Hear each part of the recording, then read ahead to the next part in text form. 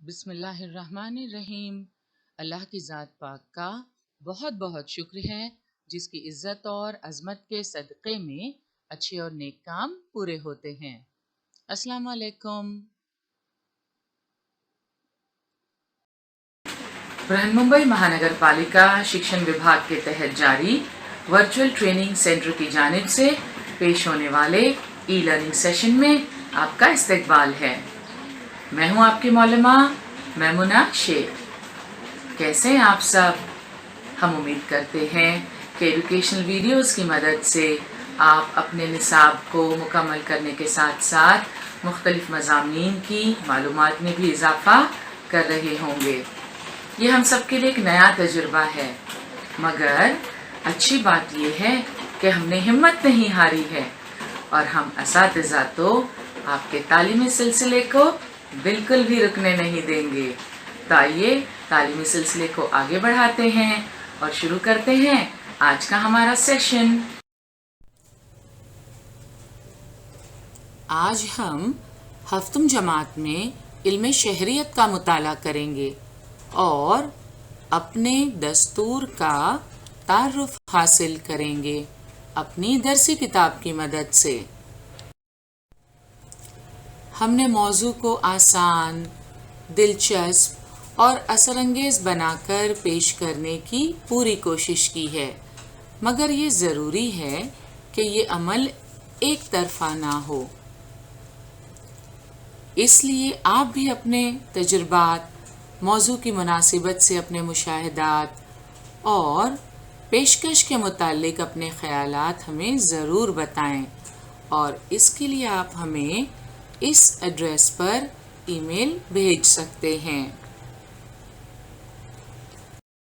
سب سے پہلے سبق کے ان نکات کا جائزہ لیتے ہیں جنہیں آج ہم سمجھنے کی کوشش کریں گے۔ سب سے پہلے ہم دستور کا مفہوم سمجھیں گے، پھر دستور کے قوانین کے موضوعات، دستور سازی کا پس منظر، دستور ساز مجلس، اور آخر میں ہم ڈاکٹر بابا صاحب امبیڈکر کی خدمات کا جائزہ لیں گے۔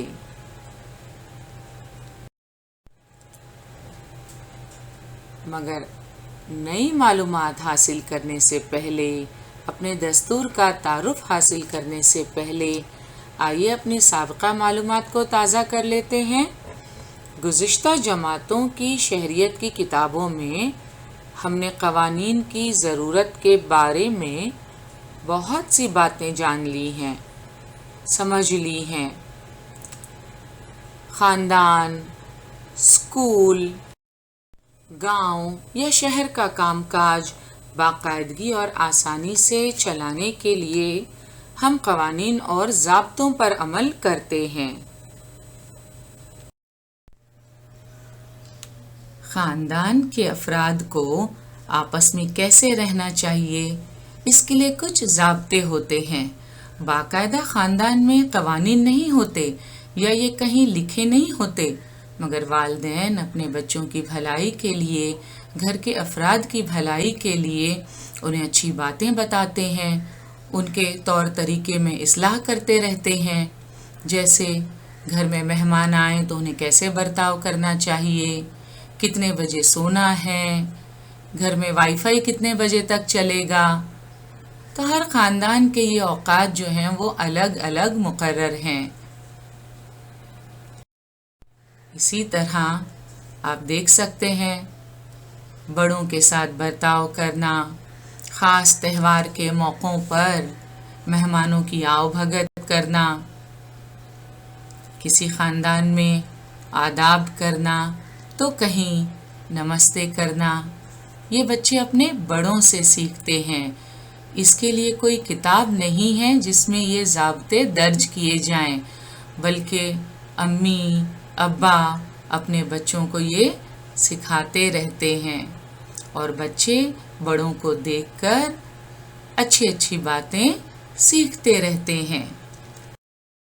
اگر اسکول کی ہم بات کریں تو اسکول میں داخلے کے وقت यूनिफॉर्म और पढ़ाई के सिलसिले में कवानीन होते हैं। दाखिले के वक्त फॉर्म भरना होता है, मालूमात दर्ज करनी होती है। मुख्तलिफ स्कूलों के बहुत से मुकाबलों के भी ज़ाब्ते और कवानीन होते हैं। आपने तहरीरी मुकाबलों में शिरकत की होगी, ड्राइंग कंपटीशन, क्राफ्ट कंपटीशन में हिस्सा लिया होगा, तो आपने देखा होगा वहाँ भी ज़ाब्ते होते हैं। मुकाबले कितनी देर चलेंगे, तहरीरी मुकाबला है तो कितने अल्फाज पर मुश्तमिल आपको मज़मून लिखना है, तकरीर कितने मिनट की होगी। इस तरह मुकाबलों के अपने ज़ाब्ते और कवानीन होते हैं। खेलों के मुकाबले होते हैं। ये शतरंज का खेल आप देख रहे हैं, इसमें मोहरें चलने के लिए भी कुछ कायदे कवानीन हैं। दौड़ के मुकाबले के अपने कानून हैं। क्रिकेट का मैच हो, फुटबॉल हो, हॉकी का मैच हो, इन सब के अपने ज़ाब्ते और कवानीन होते हैं।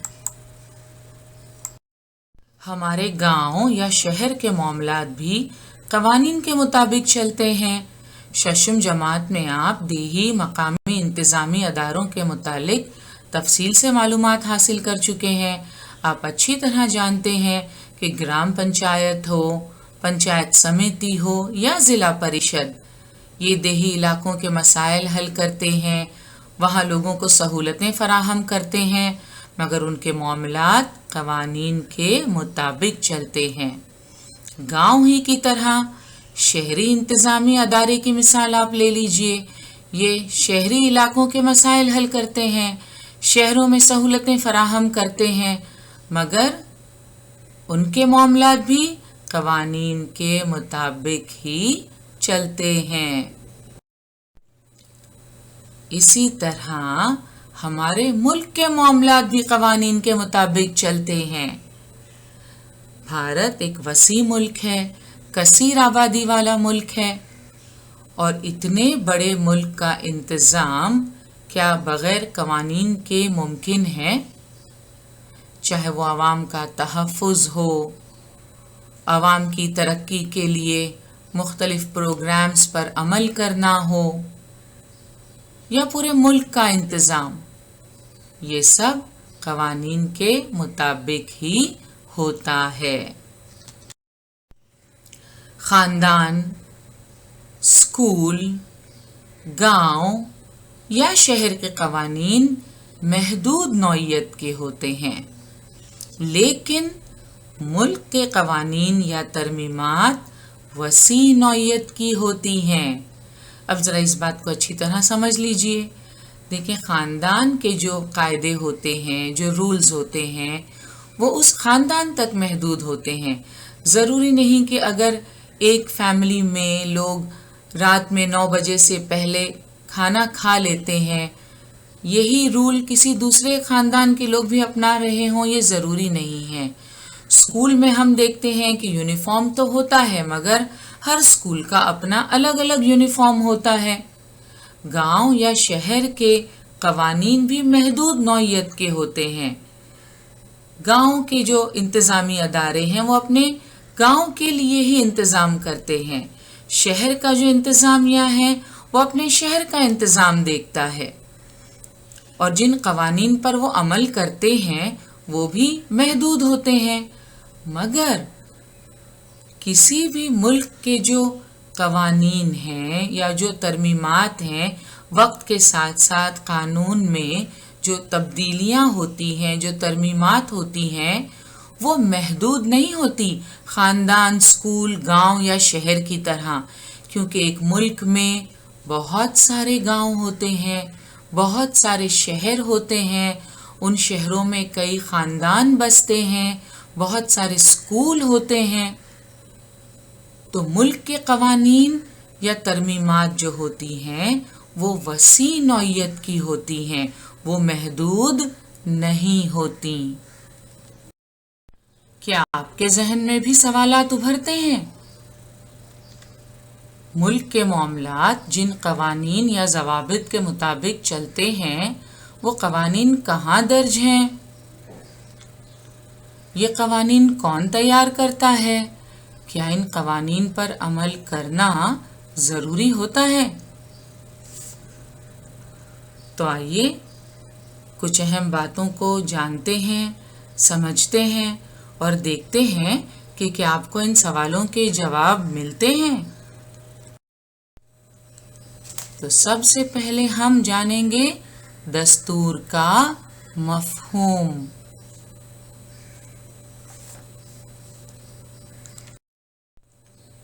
ملک کے معاملات سے متعلق قوانین اور ترمیمات یکجا شکل میں جس کتاب میں درج ہوتے ہیں اسے دستور یا آئین کہتے ہیں۔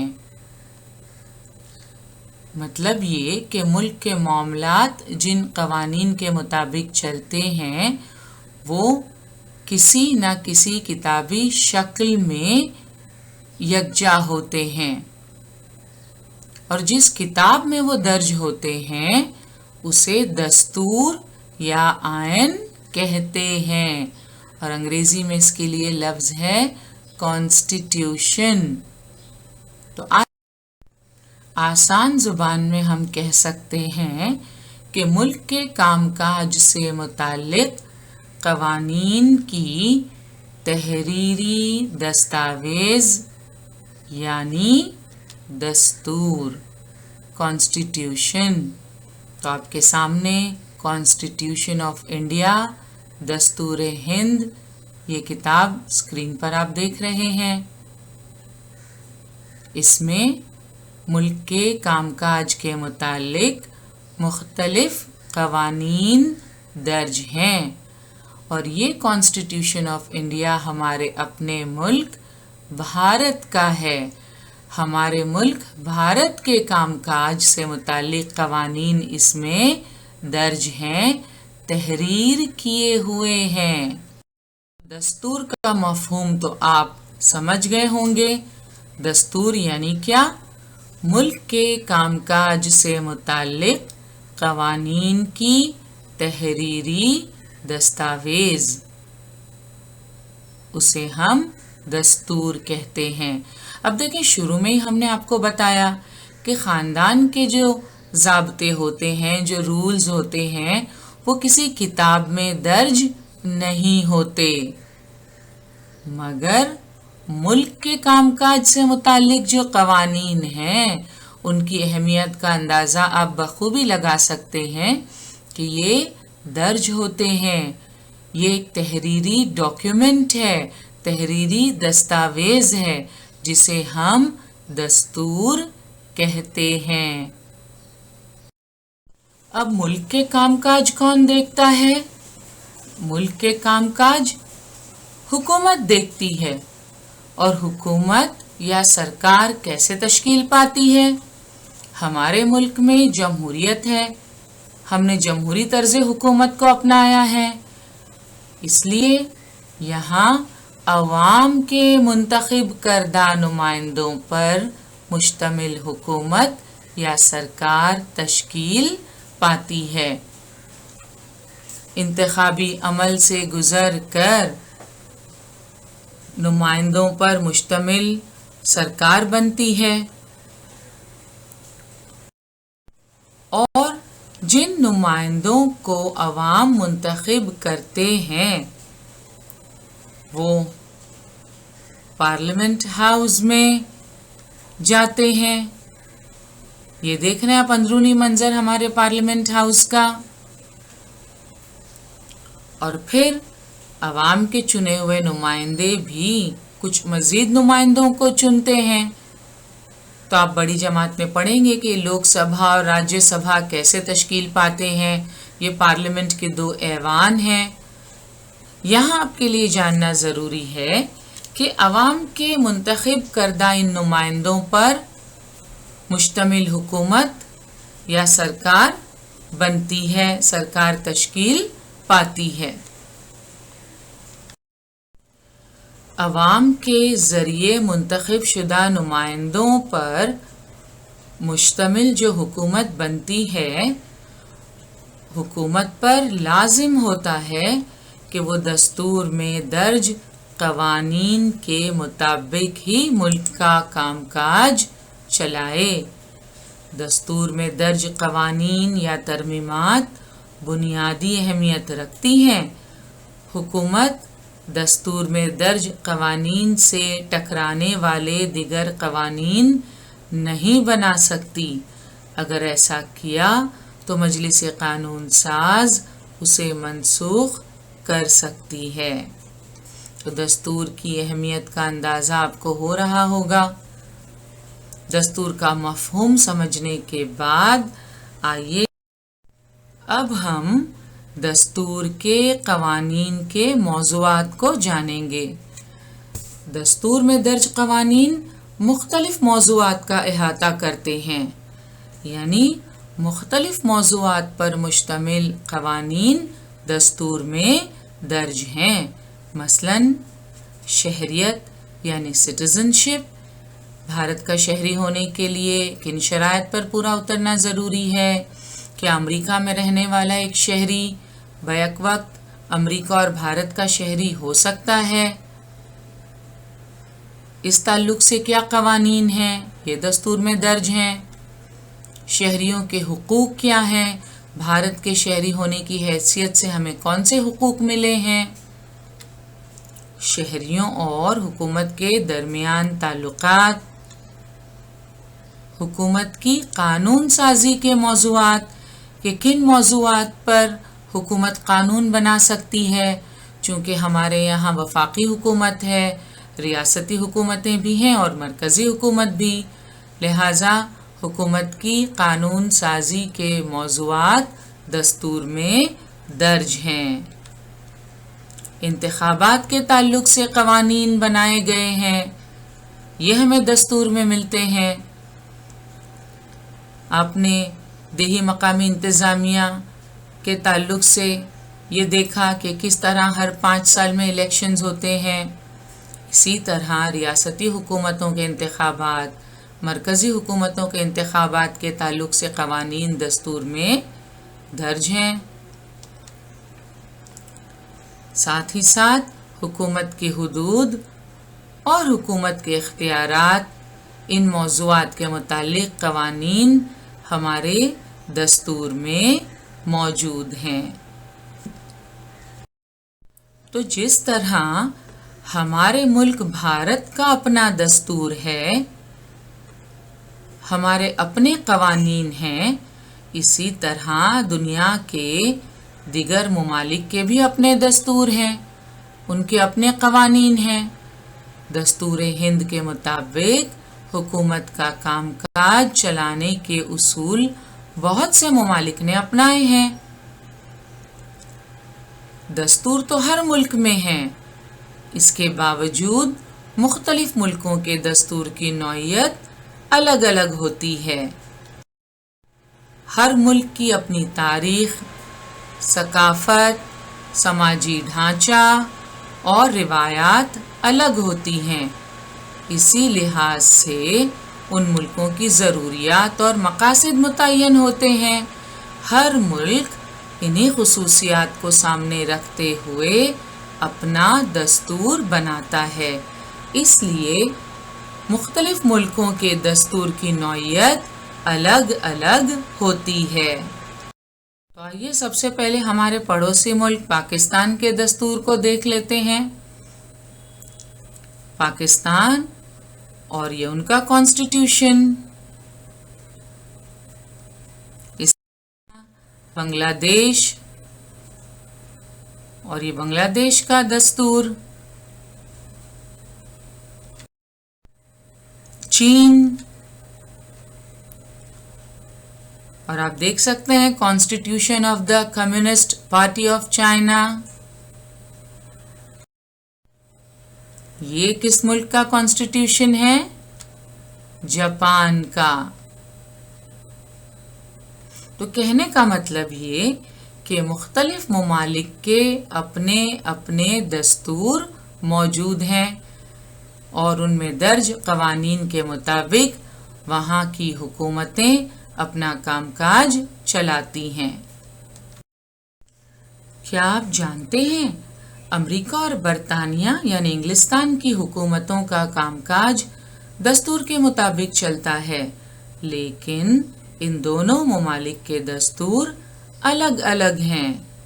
مثلاً امریکہ کا دستور 1789 میں نافذ ہوا، یہ تحریری شکل میں ہے اور صرف 7 نکات پر مشتمل ہے، لیکن 225 برس گزر جانے کے باوجود امریکہ کا حکومتی کام کاج اسی دستور کے مطابق چلتا ہے۔ یہ ہے The Constitution of the United States of America اور یہ ہے The Constitution of England۔ برطانیہ کی تاریخ صدیوں پر پھیلی ہوئی ہے۔ حکومتی کام کاج کے قوانین یہاں روایات، رسم و رواج کی شکل میں ملتے ہیں، اس کے باوجود ان پر سختی سے عمل کیا جاتا ہے۔ جی ہاں، آپ نے بالکل ٹھیک سمجھا۔ کچھ تحریری قوانین پر مشتمل ہونے کے باوجود برطانیہ کے دستور کا زیادہ تر حصہ غیر تحریری ہے، اس کے باوجود ان پر سختی سے عمل کیا جاتا ہے۔ دیگر ممالک کے دستور کے سرسری جائزے کے بعد آئیے ہم ہمارے ملک میں دستور سازی کا پس منظر سمجھنے کی کوشش کرتے ہیں۔ بھارت کی دستور سازی کا کام 1946 میں ہی شروع ہو چکا تھا۔ اور ہمارا ملک کب آزاد ہوا؟ ہمارا ملک بھارت 15 اگست سن 1947 کو آزاد ہو گیا۔ اس سے پہلے ہمارے ملک پر انگریز حکومت کرتے تھے، اور انگریز حکومت کرتے تھے تو یہاں ان کے اپنے قوانین چلتے تھے۔ بڑی جد و جہد کے بعد آخر کار ہمارا ملک 15 اگست 1947 کو انگریزوں کی غلامی سے آزاد ہو گیا۔ پنڈت جواہر لال نہرو آزاد بھارت کے پہلے وزیر اعظم بنے۔ تحریک آزادی کے رہنماؤں کا ماننا تھا کہ آزاد بھارت کا حکومتی کام کاج انگریزوں کے تیار کردہ دستور کے مطابق نہیں، بلکہ بھارتیوں کے تیار کردہ دستور کے مطابق چلنا چاہیے۔ انگریزوں کے دور میں جو دستور تھا وہ انگریزوں کا بنایا ہوا تھا، اس میں مساوات نہیں تھی، وہ انگریزوں کے بھلے کا تھا، لہٰذا تحریک آزادی کے رہنماؤں کو وہ دستور بالکل بھی منظور نہیں تھا۔ تو اب کیا کریں؟ نیا دستور تیار کرنے کی تیاری شروع ہو گئی۔ آزاد بھارت کا دستور تیار کرنے کے لیے ایک کمیٹی تشکیل دی گئی، جسے دستور ساز مجلس کہا جاتا ہے۔ دستور ساز مجلس میں کل 299 نمائندے تھے اور ڈاکٹر راجندر پرساد دستور ساز مجلس کے صدر تھے۔ ڈاکٹر راجندر پرساد کے علاوہ دستور ساز مجلس میں ڈاکٹر بابا صاحب امبیڈکر، جواہر لال نہرو، سروجنی نائیڈو، مولانا ابوالکلام آزاد، ولبھ بھائی پٹیل، جے بی کرپلانی، راجکماری امرت کور، درگا بائی دیشمکھ اور ہنسا بین مہتا وغیرہ دستور ساز مجلس کے رکن تھے۔ دستور ساز مجلس کے قانونی مشیر کے طور پر ماہر قانون BN راؤ کا تقرر کیا گیا تھا۔ بھارت کے دستور سازی میں ڈاکٹر بابا صاحب امبیڈکر کی خدمات کو فراموش نہیں کیا جا سکتا۔ بھارت کا دستور تیار کرنے کے لیے دستور ساز مجلس تشکیل دی گئی تھی۔ اسی دستور ساز مجلس میں ایک مسودہ کمیٹی بنائی گئی جس کے ذمہ یہ کام تھا کہ دستور کا خاکہ بنایا جائے۔ اب جیسے دیکھیں کوئی عمارت کی تعمیر ہوتی ہے تو ایسے تو نہیں ہوتا کہ سیدھے جو ہیں وہ مزدور عمارت بنانا شروع کرتے ہیں۔ پہلے کیا کیا جاتا ہے؟ پہلے پلاننگ کی جاتی ہے، اس عمارت کا خاکہ تیار کیا جاتا ہے۔ اسی طرح ہمارے ملک کا دستور بنانے کے لیے بھی پہلے اس کا خاکہ بنانا ضروری تھا اور یہ کام سپرد کیا گیا مسودہ کمیٹی کے۔ ڈاکٹر بابا صاحب امبیڈکر دستور ساز مجلس کی مسودہ کمیٹی کے صدر تھے اور ڈاکٹر راجندر پرساد دستور ساز مجلس کے صدر تھے۔ ڈاکٹر بابا صاحب امبیڈکر نے مختلف ملکوں کے دستور کا گہرا مطالعہ کیا تھا۔ انہوں نے دن رات سخت محنت اور غور و فکر کے بعد دستور کا مسودہ تیار کیا۔ اس مسودے کو دستور ساز مجلس میں پیش کیا گیا۔ جو خاکہ مسودہ کمیٹی نے تیار کیا دستور کا، اسے بحث و مباحثے کے لیے، ضروری اصلاحات کے لیے دستور ساز مجلس میں پیش کیا گیا، جس کی ہر دفعہ پر سلسلے وار بحث کی گئی۔ دفعہ یہاں آپ کہہ سکتے ہیں جن قوانین کو دستور میں شامل ہونا تھا ان کے مختلف نکات، تو ہر دفعہ پر سلسلے وار بحث کی گئی، کئی اصلاحات تجویز کی گئیں۔ دستور کے مسودے کو دستور ساز مجلس میں پیش کرنے، اس سے متعلق ارکان کے سوالوں کے جواب دینے، دستور ساز مجلس کے مشوروں کے مطابق مسودے میں تبدیلیاں کرنے اور اسے غلطیوں سے پاک کرنے کا کام ڈاکٹر بابا صاحب امبیڈکر نے کیا۔ یہ آپ تصویر دیکھ رہے ہیں، یہ اصل تصویر ہے اس وقت کی جب ڈاکٹر بابا صاحب امبیڈکر بھارت کے دستور کا مسودہ دستور ساز مجلس کے صدر ڈاکٹر راجندر پرساد کو پیش کر رہے تھے۔ بھارت کے دستور کی تیاری میں ڈاکٹر بابا صاحب امبیڈکر کی خدمات کے پیش نظر انہیں بھارت کے دستور کا معمار کہا جاتا ہے، architect of the constitution of India. کافی غور و فکر، بحث و مباحثے اور اصلاحات کے بعد آخر کار ہمارا دستور بن کر تیار ہوا۔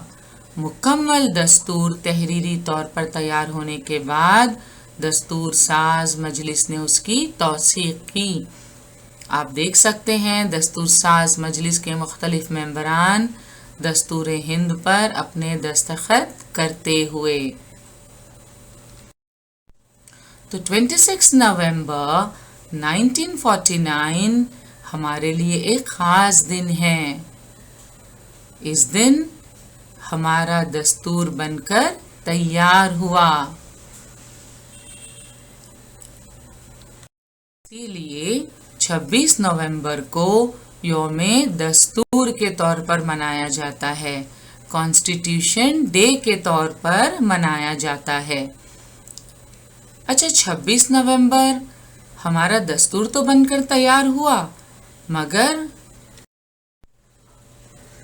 حکومتی امور چلانے کا آغاز ہوا 26 جنوری 1950 سے۔ تو کیوں 26 جنوری کا انتظار کیا گیا؟ کیوں 1 جنوری 1950 سے ہمارا دستور جو ہے وہ نافذ نہیں کیا گیا؟ دراصل 26 جنوری کی تاریخ جد و جہد آزادی کی تاریخ میں اہمیت رکھتی ہے۔ 26 جنوری سن 1930 کے دن ہزاروں لاکھوں بھارتیوں نے آزادی کی آرزو کی تھی۔ آپ ہشتم جماعت میں انشاءاللہ تفصیل سے پڑھیں گے سارے واقعات۔ تو اس دن کی اہمیت کو مد نظر رکھتے ہوئے 26 جنوری کا دن مقرر کیا گیا، لہٰذا 26 جنوری 1950 سے دستور میں درج قوانین کے مطابق ہمارے ملک کے حکومتی امور چلانے کا آغاز ہوا۔ اسی روز بھارت کا جمہوری ملک کے طور پر وجود عمل میں آیا۔ ہم آزاد تو تھے، آزادی تو ہمیں 15 اگست سن 1947 کو مل گئی تھی، لیکن ہمارا اپنا قانون نہیں تھا، ہمارا اپنا دستور ملک میں نہیں تھا، اور جیسے ہی 26 جنوری 1950 سے ہمارے اپنے دستور کے مطابق حکومتی امور چلانے کا آغاز ہوا، صحیح معنوں میں ہمارا ملک جمہوری ملک بن گیا۔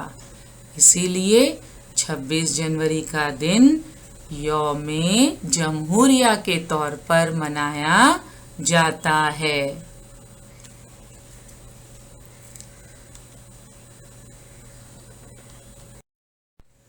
یہ 26 جنوری سن 1950 کے دن فرسٹ ریپبلک ڈے کے کچھ فوٹوگرافز آپ دیکھ سکتے ہیں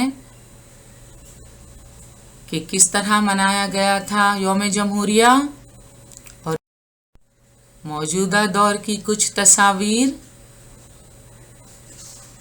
پورے ملک میں بڑے ہی جوش و خروش کے ساتھ منایا جاتا ہے یوم جمہوریہ 26 جنوری کے دن۔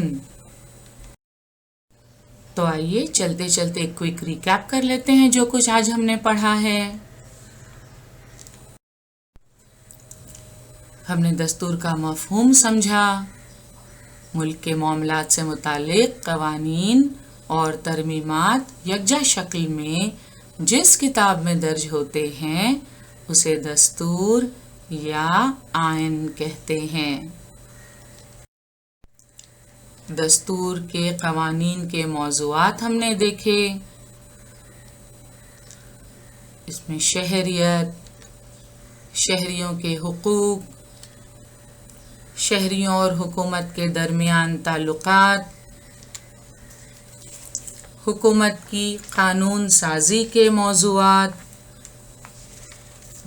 انتخابات، حکومت کے حدود اور حکومت کے اختیارات شامل ہیں۔ یعنی دستور میں درج قوانین مختلف موضوعات کا احاطہ کرتے ہیں۔ دستور سازی کا پس منظر ہم نے دیکھا کہ کس طرح دستور بنانے کے لیے دستور ساز مجلس تشکیل دی گئی، جس کے صدر تھے ڈاکٹر راجندر پرساد۔ دستور ساز مجلس میں ہی دستور کا خاکہ تیار کرنے کے لیے مسودہ کمیٹی تشکیل دی گئی۔ مسودہ کمیٹی کے صدر تھے ڈاکٹر بابا صاحب امبیڈکر۔ آخرکار 26 نومبر 1949 ہمارا اپنا دستور بن کر تیار ہوا۔ یہ دن ہم یوم دستور کے طور پر مناتے ہیں۔ نومبر 26 is our Constitution Day۔ اور 26 جنوری 1950 سے دستور میں درج قوانین کے مطابق ہمارے ملک کے حکومتی امور چلانے کا آغاز ہوا۔ اس روز بھارت کا جمہوری ملک کے طور پر وجود عمل میں آیا، اسی لیے 26 جنوری کا دن یوم جمہوریہ کے طور پر منایا جاتا ہے۔ تو امید کرتے ہیں کہ آج کے سارے نکات اچھی طرح آپ کی سمجھ میں آ گئے ہوں گے۔ And now it's activity time. آپ کو کیا کرنا ہے؟ بہت آسان سی سرگرمی ہے۔ آپ کے اسکول میں یوم جمہوریہ کیسے منایا گیا؟ ذرا یاد کیجئے اور تحریر کیجئے، اور آپ چاہیں تو اپنی تحریر آپ ہمیں اس ایڈریس پر ای میل کر سکتے ہیں۔ Is it okay? Good. آج کا ہمارا سیشن یہیں مکمل ہوا۔ انشاءاللہ اگلے سیشن میں ضرور ملیں گے۔ السلام علیکم۔